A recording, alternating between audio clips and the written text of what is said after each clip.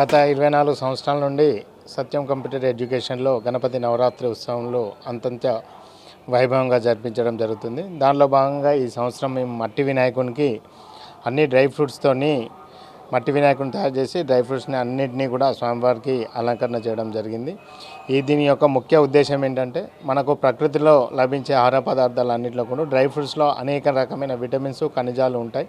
వాటితోనే మానవుడు దృఢంగా ఉంటాడు. కాబట్టి ఆ వినాయకునికి ఈ 9 రోజుల పూజలలో డ్రై ఫ్రూట్స్తోని వారికి పూజలు చేసి ఏదైతే ఈ డ్రై ఫ్రూట్స్ తీసుకున్న మానవాళి దృఢంగా ఎలా అయితే ఉంటారో ఈ సనాతన హిందూ ధర్మంపై ఎలాంటి ఏవైనా దాడులు జరిగినప్పుడు మానవాళి కూడా దృఢంగా వాటిని ఎదుర్కొనే శక్తిని ఈ గణనాథుడు ఇవ్వాలనే ఒక ఉద్దేశంతో మేము ఈ 9 రోజుల గణపతిని డ్రై ఫ్రూట్స్తో చేయడం జరిగింది. నియంతృత్వంతో ప్రజా ఉద్యమాలను ఆపగలరా? బెదిరింపులతో ప్రజా గొంతుకను నొక్కగలరా? తెలుగువారి మన సాక్షి టీవీ ప్రసారాల కోసం వెంటనే మీ లోకల్ ఆపరేటర్ను సంప్రదించండి.